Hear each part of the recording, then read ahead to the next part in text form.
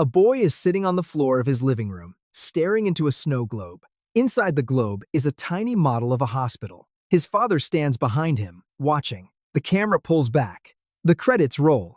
And in that single moment, the entire history of American television was quietly revealed to exist inside the imagination of a child. This is not a fan theory. This is what actually happened in the finale of St. T. Elsewhere in 1988.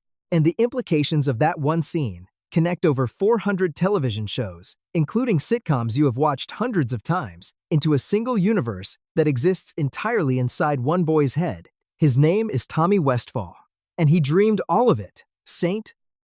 Elsewhere ran for 6 seasons on NBC as a gritty, realistic hospital drama set at St. Eligius, a teaching hospital in Boston. It was critically acclaimed. It was bold. And its finale was the most consequential ending in sitcom and drama history combined. In the final scene, Tommy Westfall, a recurring character on the autism spectrum, is shown holding a snow globe. Inside the globe is St. Eligius. The implication is immediate and total. Tommy imagined the whole show. Every doctor, every patient, every storyline across 6 seasons was constructed inside the mind of a boy, staring into a glass ball. If that was all it was, it would just be a weird, provocative finale decision. But it wasn't all it was, because St. Elsewhere had crossed over with other shows during its run. Real characters from real other television series had appeared inside the world of St. Eligius. And if St. Eligius is a dream, then every show that shared characters with it is also a dream. The doctors from St. Elsewhere once walked into the bar on Cheers and had a drink. A barmaid from Cheers gave birth at St. Eligius Hospital. 2 shows, 1 crossover, both now inside Tommy's head. Then it started spreading. Cheers is one of the most beloved sitcoms ever made. 11 seasons, dozens of iconic characters. And because of those 2 crossover moments with Street Elsewhere, every single person who ever walked through the doors of that Boston bar now exists inside a snow globe being held by an autistic boy who never appeared in a single episode of Cheers. But Cheers didn't stop at St. Elsewhere.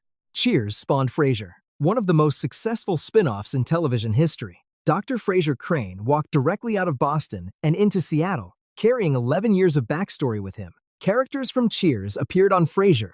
Frasier is unambiguously in the same universe as Cheers, which means Frasier is in the snow globe. Then, Frasier walked into an airport bar in Wings.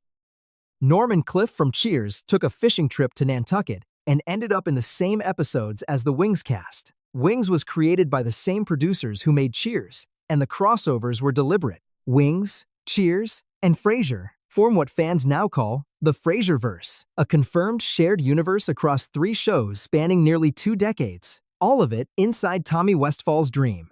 Now the chain starts accelerating into territory that becomes genuinely difficult to comprehend. The detective John Munch originated on the drama Homicide, Life on the Street. He later appeared on Law and Order, then Law and Order, SVU, then The Wire, then The X-Files, then Arrested Development, then The Beat, then 30 Rock. John Munch is the single most connected character in television history, a thread that runs through dramas, comedies, prestige cable, and network television alike. He is what theorists call Patient Zero, and Homicide, Life on the Street crossed over with St. Elsewhere. A character from St. Elsewhere, Dr. Roxanne Turner, appeared in a Homicide episode years after St. Elsewhere ended. That connection pulled Homicide into the Westfall universe, and Homicide pulled in every show John Munch ever appeared in, including 30 Rock, including Arrested Development, including shows that don't even feel like they belong in the same decade, let alone the same universe. The Tommy Westfall universe now contains over 400 television series. When fans last formally updated the count, it stood at 441 shows. Scholars of the theory believe the real number is significantly higher, and once you understand how the chain works, you start seeing connections everywhere you look. Now, forget St. Elsewhere for a moment, because there is a second connected universe hiding inside the 1990s that most people have walked past without noticing. And this one connects the 3 biggest sitcoms of the decade in a way that was completely deliberate. Friends, Seinfeld, Mad About You, one city, one universe. and a network that quietly stitched them together and hoped you'd be paying attention. It starts with an apartment. In the very first season of Mad About You, Paul Bookman goes back to his old bachelor apartment to sort out the subletting arrangement. When he arrives, he finds a tall, wild-eyed man who has taken over the space. The man is Cosmo Kramer from Seinfeld. He's living in Paul's old apartment and references a comedian across the hall who can only be Jerry. Paul and Kramer have a full conversation. Two characters from two separate shows occupying the same physical space in the same version of New York with full continuity. The writers even gave the scene a meta joke. Kramer tells Paul that Jerry is writing a sitcom for NBC. Mad About You and Seinfeld now share a universe. Then Mad About You introduced a recurring character named Ursula Buffet, a scatterbrained waitress, played by Lisa Kudrow. When Friends premiered in 1994, Lisa Kudrow was cast as Phoebe Buffet. The same actress, two characters with the same surname, same last name, same physical appearance. NBC made the decision to canonize it. In Friends, Phoebe and Ursula are revealed to be twin sisters. Helen Hunt, who plays Jamie Buckman in Mad About You, walked into Central Perk and mistook Phoebe for Ursula in the same episode. Mad About You connected to Friends. Mad About You connected to Seinfeld. By mathematical extension, Friends and Seinfeld share a universe.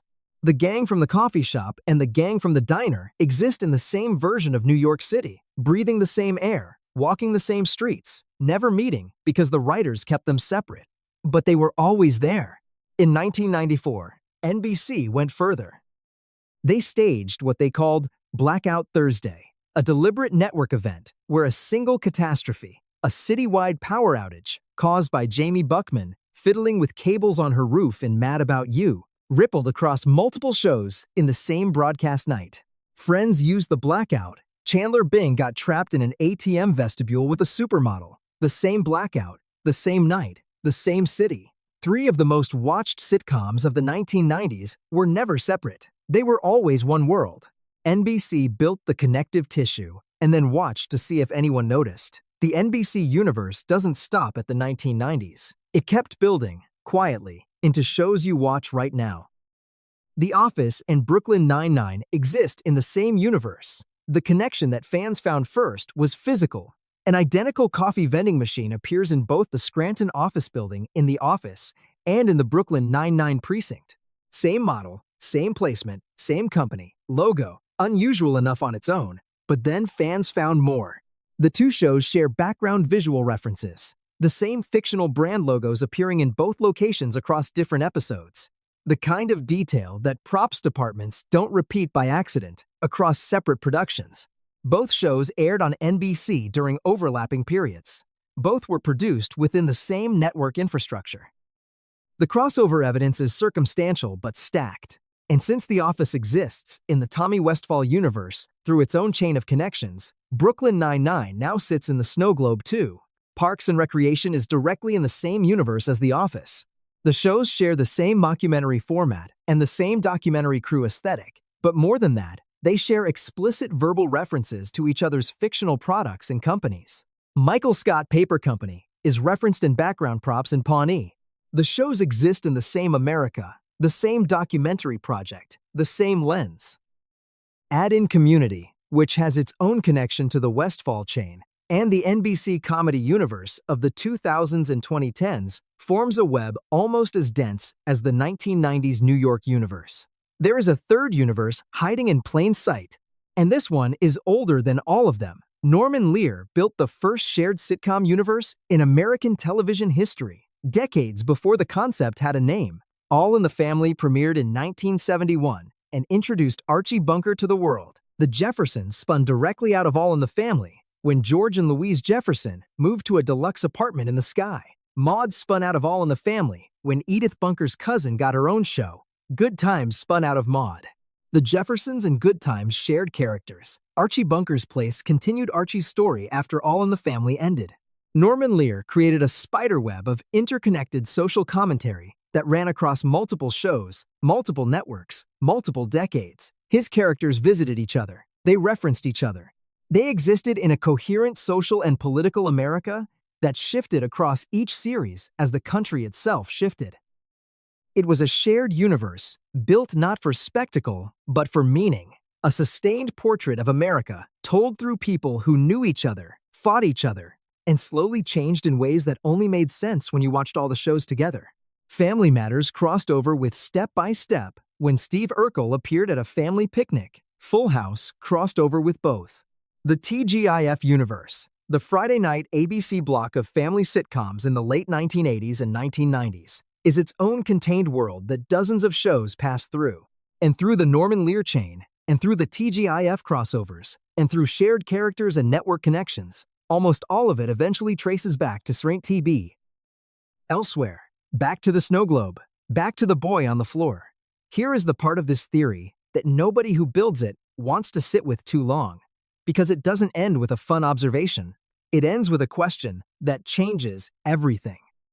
If Tommy Westphall dreamed Cheers, and Cheers led to Frasier, and Frasier led to Wings, and Wings is in the same universe as Friends, and Friends is in the same universe as Seinfeld, then Jerry Seinfeld, George Costanza, Elaine Bennis, and Cosmo Kramer are all figures in the imagination of a boy who never grew up, who never left that living room, who spent decades staring into a snow globe and building a world inside it to replace the one he couldn't reach. Ross and Rachel's entire love story, Monica's restaurant, Chandler's jokes, Joey's auditions, all of it constructed by a mind that needed something to fill the silence.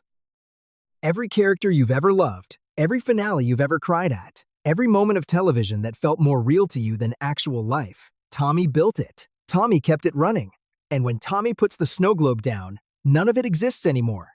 The theory says 90% of American television happens inside one child's mind. The actual number, given how the connection web has expanded since the theory was first formalized, may be higher. Shows you are watching right now. Characters whose futures you are invested in. Worlds you have memorized down to the apartment floor plans. All of it is a snow globe. All of it is a dream. The only question left is whether you are watching television or whether you were watching Tommy watch it. Subscribe, because there are universes inside these universes, and we've barely started pulling the thread.